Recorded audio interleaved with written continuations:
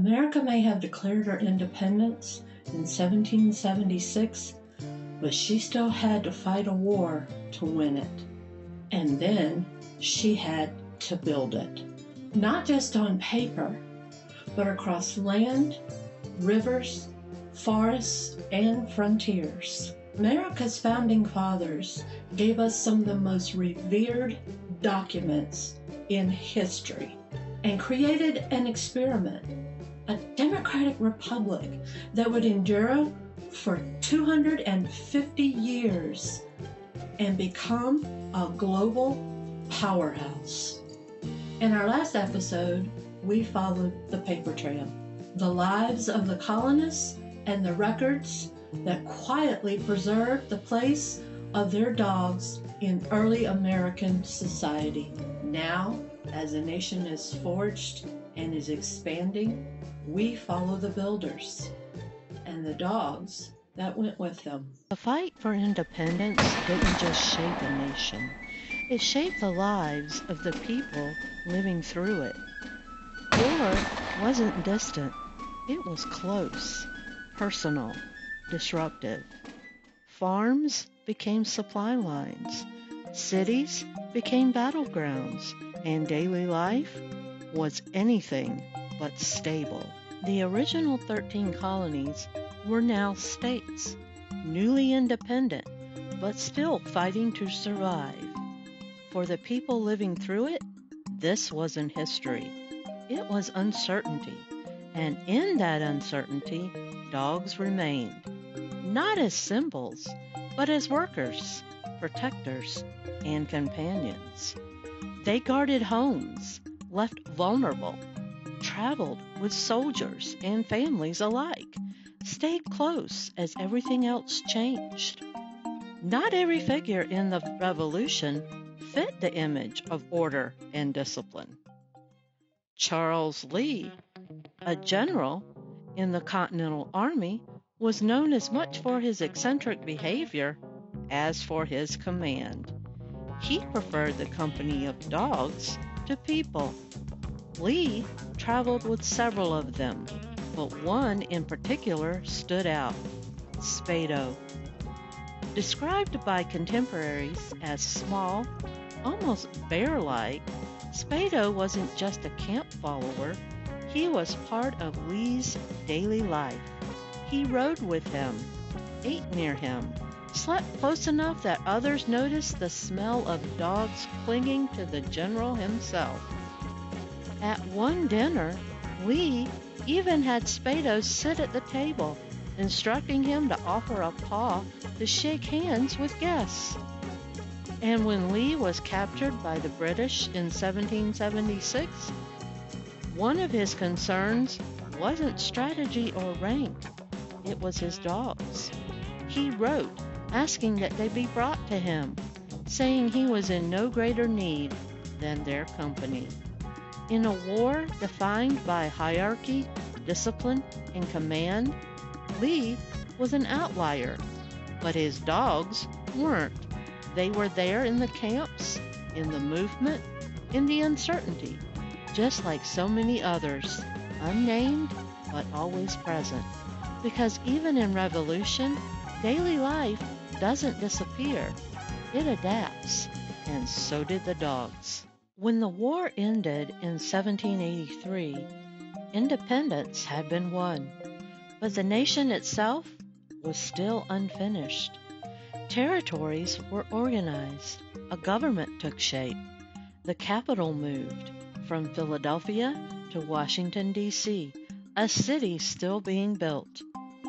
The country wasn't just growing, it was learning how to function, and as it did, it expanded.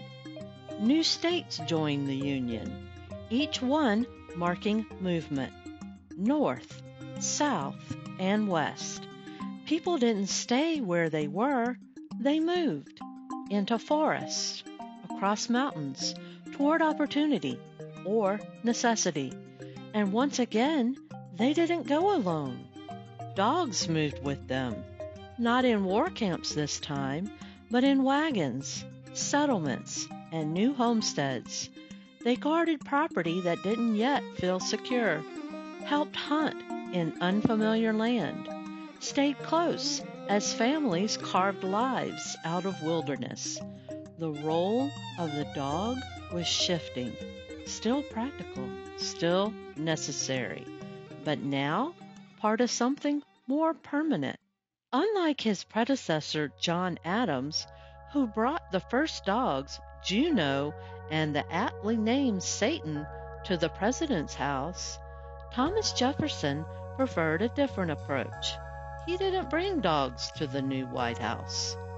But that doesn't mean dogs weren't part of his life. At his home in Monticello, Jefferson kept and bred dogs. Not just any dogs, but a French breed, the Briard, a reflection of something else Jefferson was known for, his deep admiration for France. Among his dogs were two recorded by name, Grizzle and Briard. These weren't war dogs. They were traveling companions pushing into new territory.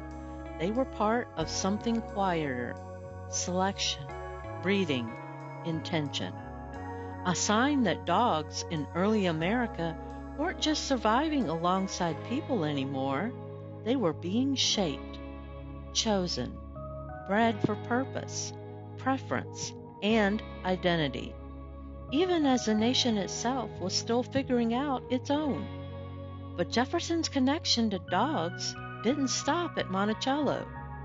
In 1803, he set something else in motion, an expedition west, into land the young nation had only just acquired. Led by Meriwether Lewis and William Clark, and Lewis didn't go alone. He brought a dog, Seaman, a large black Newfoundland, chosen for strength, endurance, and temperament. For 3 years, that dog would travel thousands of miles across rivers, mountains, and territory that had never been mapped by the United States. He hunted, stood guard, warned of danger, and survived. Today, statues of that dog stand across the country, a quiet reminder of a journey most people only learn in passing. But that story will follow in the next episode. By the early 1800s, the United States wasn't just growing, it was accelerating. And for the dog, life was still simple. It ate what the household had, slept where it was needed, lived at the edge of the home, or just beyond it. There were no clear lines between work and life, only proximity, only purpose. And as families moved, the dog moved with them.